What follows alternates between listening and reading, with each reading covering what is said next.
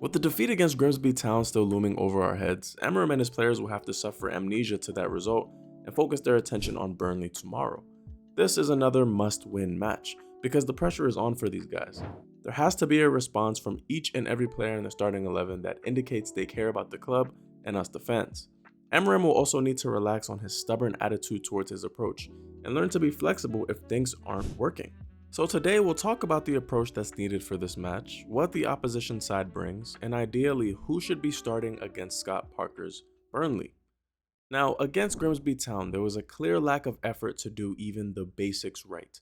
It's disappointing to have to be talking about this during this point in Amorim's tenure, but regardless of tactical alignment, if you cannot pressurize your opponent, if you can't even ask questions of your opponent, you will lose. I mean, Grimsby adopted those basics, and we made it look like they ascended to the next level. Meanwhile, Amad Diallo identifies this space here and still chooses not to defend it after literally giving the ball away moments before.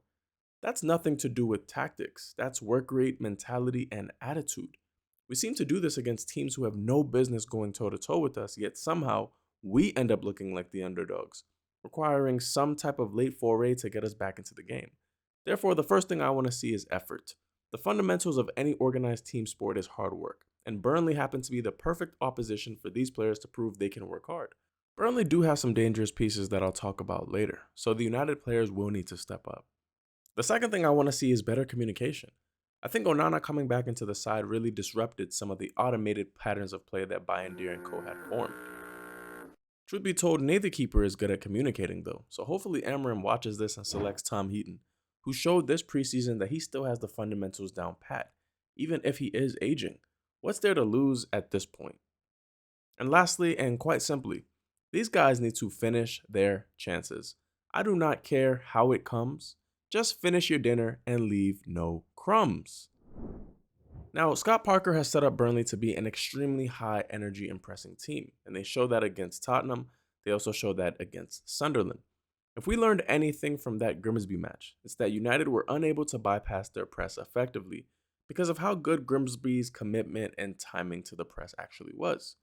Amorim must devise a multi-strategy plan for escaping that press because individual errors cannot rear their ugly heads again if United want victory. For me, the most dangerous part of Burnley's team is their midfield. Players like Josh Cullen, Leslie Ugochukwu, and Hannibal Mejri, someone we know about, present a good mix of playmaking, ball progression, and work rate. Josh Cullen's passing range sees him amongst the top key passers in the league so far. He has the vision and technique to play these really penetrating first-time through balls, so he must be really disciplined, not only defending him, but the players in front of him. Burnley are also capable of playing through the spine of the midfield, as shown here against Spurs, or drawing their opponent in out wide to then create an overload in the middle of the pitch.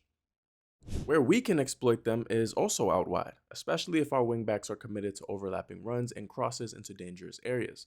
Spurs were really able to expose their defensive flanks time after time, and we should look to do the same. Now, for the starting 11, I'm expecting Amorim to play a strong side. I don't think there's any reason why he shouldn't. I think Dalot should start this game. I know that's probably one of the most glaring things that's there, but I think Amad actually had such an awful game against Grimsby that he should really earn his place back into the team. That was really abysmal. And honestly, I think for the way that we want to play against Burnley, attacking the width, using the overlap, getting crosses into the box for Šeško up top, I think that game plan will work tremendously.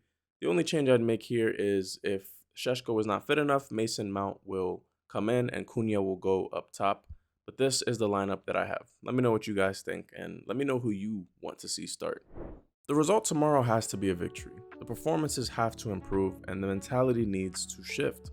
Let's see what response these guys can cook up after such a terrible performance, and honestly, a shell-shocking performance against Grimsby. Thank you guys for watching this video so much. Let me know what you guys think in the comments below. I'll see you on the next one. God bless, and have a good day.